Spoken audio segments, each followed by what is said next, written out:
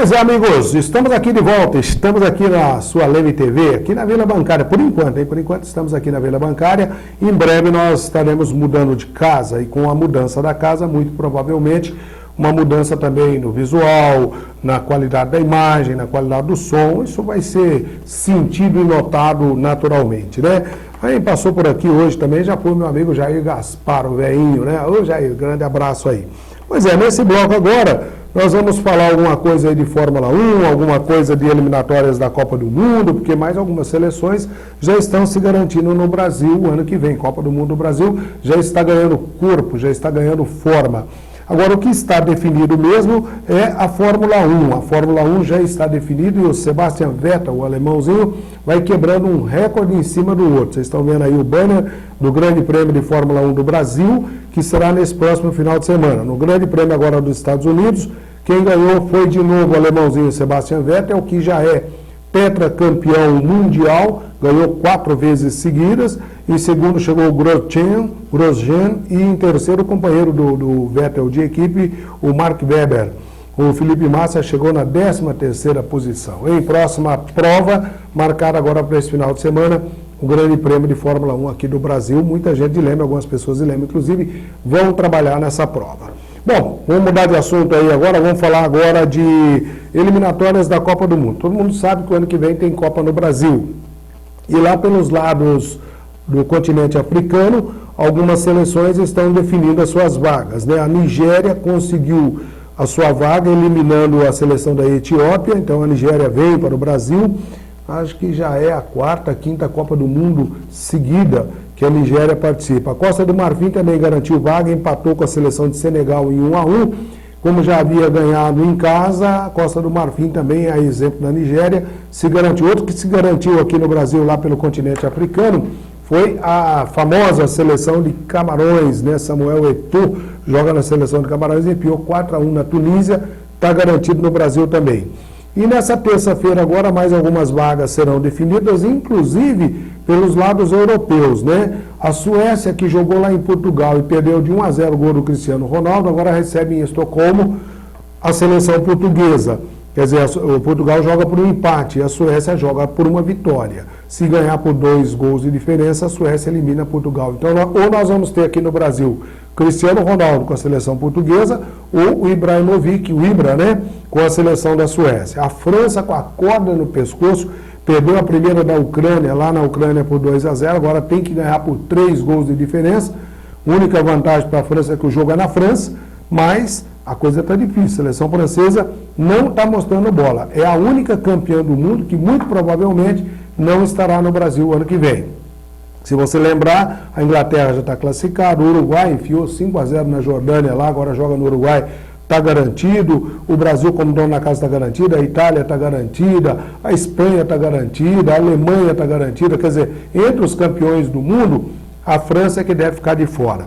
Na terça-feira ainda teremos também Romênia e Grécia, a primeira partida na Grécia, a Grécia ganhou, e Croácia e Islândia, parece que houve empate no primeiro jogo. Bom, deixa eu dar uma limpadinha na goela aqui, porque falar sozinho tem seus problemas, né? Ainda falando em Copa do Mundo, o Brasil fez um amistoso, o penúltimo amistoso do ano, contra a seleção de Honduras no último sábado à noite, e foi 5-0, um gol de cada um. O Bernard fez o primeiro, o Dante fez o segundo, o Maicon fez o terceiro, o William, que está aproveitando a chance dele, fez o quarto, e o Hulk, que não havia feito gol ainda, acabou fazendo o 5º gol. Belo gol, viu? Belo gol, teve um trabalho aí de calcanhar do Robinho, 3 jogadores tocando de calcanhar e o Hulk acabou fazendo o gol. 5 para o Brasil, 0 para Honduras. E quando entrevistaram o Felipão, falando aí do Brasil ganhar aqui no Brasil, falou, não, o Brasil não vai disputar a Copa do Brasil, nós vamos ganhar a Copa no Brasil. Então o Felipão transferindo para os seus jogadores todo o otimismo possível, toda a confiança possível. A seleção brasileira, liderada pelo Luiz Felipe Scolari, joga em Toronto, no Canadá, nessa terça-feira, às 11 horas da noite, horário aqui do Brasil, né? Lá eu não sei qual que é a diferença do fuso horário, agora eu sei que a diferença de temperatura é enorme. Está um frio danado lá em Toronto, tanto que a seleção brasileira não viajou para Toronto ainda está lá nos Estados Unidos, que a temperatura está bem melhor. E o Chile é uma seleção mais acostumada ao frio do que a seleção brasileira. O Chile que também já está garantido na Copa do Mundo ano que vem aqui no Brasil. Aliás, os chilenos estão vivendo aí um período de eleições presidenciais, né? A senhora Michelle Bachelet, ela que é a atual presidente do Chile, está brigando de novo e está favorita nas pesquisas para ser eleita novamente presidente do Chile. Bom, ainda falando de seleção brasileira, alguns jogadores aqui no Brasil estão fazendo contas que tem que jogar mais bola para ter chance com o Filipão, e esse amistoso com o Chile tem um pouco mais de qualidade, né? A seleção chilena é um pouco melhor, convenhamos, do que a seleção de Honduras. Bom, deixa eu dar uma olhadinha se eu tenho mais alguma coisa aqui. Não, tudo bem, Brasil, tal. Bom, deixa eu dar uma palhinha aí sobre o futebol americano. No sábado pela manhã, o Imperial Lame Lizards, né, venceu o time de futebol de Limeira, o Tomahawk de Limeira, por 6-3. Esse 6-3 não reflete, evidentemente. Você tem uma foto aí, né, do futebol americano, né? Pode colocar na tela aí para nós. É o Imperial Lame Lizards.